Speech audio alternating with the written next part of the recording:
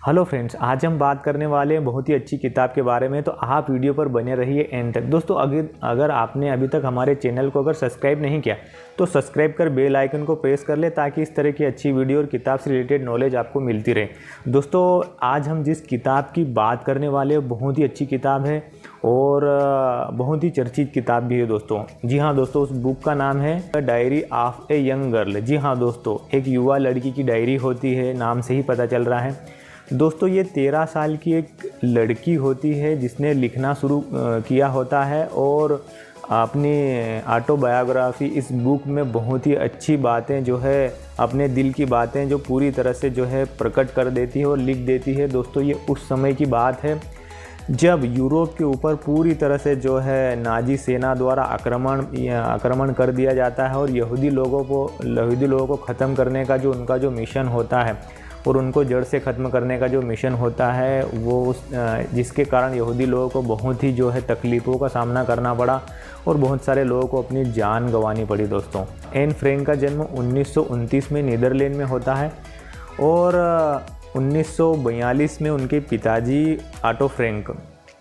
उनके पिताजी का नाम होता है ऑटो फ्रैंक, उनकी माँ का नाम होता है एडिथ फ्रैंक और उनकी बहन का नाम होता है मार्गोट। जी हाँ दोस्तों, तो एन फ्रैंक को 1942 जब वो 13 साल की हो जाती है तो उसे एक डायरी गिफ्ट करते हैं। दोस्तों, एन फ्रैंक जो लड़की होती है बहुत ही चुलबुली लड़की होती है और वो जो है पढ़ने में भी बहुत ही होशियार होती है। अब यूरोप के ऊपर जो है यूरोप के बहुत ही हिस्सों में जो है नाजी सेना द्वारा आक्रमण कर दिया जाता है और हिटलर जो है पूरी तरह से जो है आक्रामक सेना के द्वारा उन यहूदी लोगों को ख़त्म करने के मिशन पर जब उतरता है तो यहूदी लोगों में से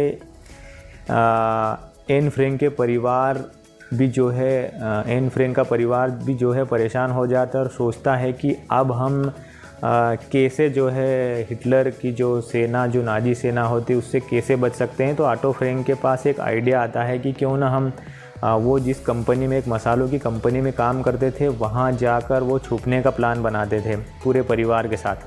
तो वो पूरे परिवार के साथ वो मसालों की फैक्ट्री में एक सीक्रेट रूम होता है जहाँ पर एक लाइब्रेरी होती है। लाइब्रेरी के अंदर जो है एक ऐसा गेट होता है जहाँ पर जो एक सीक्रेट रूम होता है जहाँ पर किसी को कुछ पता नहीं चलता। तो वहाँ पर ऑटो फ्रैंक, उनकी पत्नी एडिथ और उनकी बड़ी बेटी मार्गोट और सबसे छोटी बेटी एन फ्रैंक, ये 4 लोग वहाँ पर छिप जाते हैं। इन्हीं के साथ में 3 अन्य सदस्य दूसरे परिवार के भी इनके साथ में वहाँ पर छुपने आ जाते हैं। दोस्तों, जब छुपने आ जाते हैं तो वो वहाँ रहते हैं, लेकिन बाहर जो है पूरी तरह से पुलिस का पहरा होता है और पूरी जगह जो है यहूदी लोगों को बहुत ही तकलीफ़ों का सामना करना पड़ता है। वो बाहर घूम नहीं सकते, बहुत तरह की पाबंदियाँ होती है, वो मनोरंजन नहीं कर सकते हैं, वो कार से नहीं जा सकते, वो कहीं बाहर घूम नहीं सकते। उनका एक समय रहता है कि तभी वो सामान भी खरीद सकते हैं और बाहर जा सकते हैं। उनके ऊपर तरह तरह के जो है वो पाबंदियाँ लगा जाती है, तो वो उनके जो है बचने के चांस बहुत ही कम हो जाते हैं। तो वो जो है वो एक जगह छुप जाते हैं। ऑटो फ्रैंक अपनी जो है मसालों की फैक्ट्री के ऊपर जो है वो सीक्रेट रूम में छुप जाते हैं। वो बहुत ही तकलीफ़ों से गुजरते हैं, क्योंकि वहाँ पर जब लेबर या काम करने वाले जब मज़दूर आ जाते हैं तो तब आप फ्लश भी नहीं कर सकते, आप टॉयलेट नहीं जा सकते। अगर टॉयलेट जाते हैं तो आप फ्लश नहीं कर सकते। आप इस तरह से अगर जो व्यक्ति जैसा बैठा है वो वैसा ही बैठा रहेगा और किसी तरह की कोई भी जो है आवाज़ नहीं करेगा और इधर उधर घूमेगा नहीं।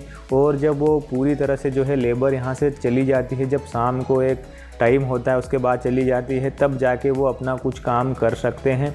और वहाँ पर खाने पीने की चीज़ों में उनके जो कुछ दोस्त होते हैं, ऑटो फ्रैंक के दोस्त होते हैं, वो उनकी मदद करते हैं। और ऐसा दोस्तों 2 साल तक होता है। 2 साल तक होता है तो रोज़ वो एन फ्रैंक जो होती है वो तरह तरह की बातें जो है बताती है इस किताब में कि आज क्या हुआ, आज के दिन क्या होने वाला है, आज के दिन क्या हुआ, आज दिन हमारा कैसा गुजरा। और वो अपनी सारी बातें इस किताब में दोस्तों वो लिखती है और इस किताब के माध्यम से वो अपने विचार जो है वो प्रकट करती है। और जो है एक तरह से जो है कैद, जो एक तरह से जिस तरह से कैद पंछी होता है वो कहीं बाहर नहीं जा सकता और जो है उसे वहीं की वहीं बैठना होता है और वहीं की वहीं खाना खा के वहीं सोना होता है। तो वो बहुत ही जो चुलबुली लड़की होती, बहुत ही अच्छी लड़की होती, लेकिन ऐसे समय पे जब उसके उड़ने की बारी आती है तो उन लोगों को जो है कैद रहना पड़ता है 2 साल तक दोस्तों।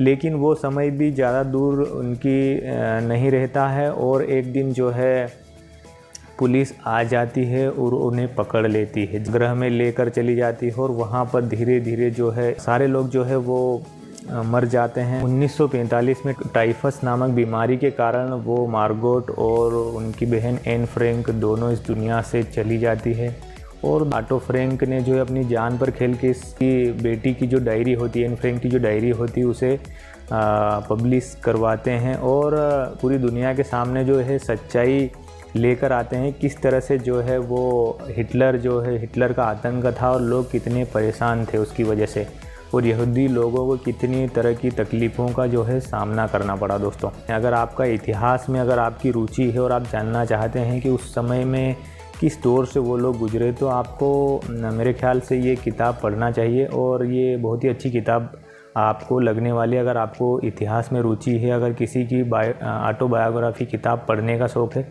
तो आपको ये किताब पढ़ना चाहिए। तो दोस्तों कैसा लगा ये वीडियो को लाइक और कमेंट करके ज़रूर बताएं और अभी तक अगर हमारे चैनल को आपने सब्सक्राइब नहीं किया है तो सब्सक्राइब कर बेल आइकन को ज़रूर प्रेस कर। मिलते हैं दोस्तों अगले वीडियो में, तब तक के लिए अपना ख्याल रखें।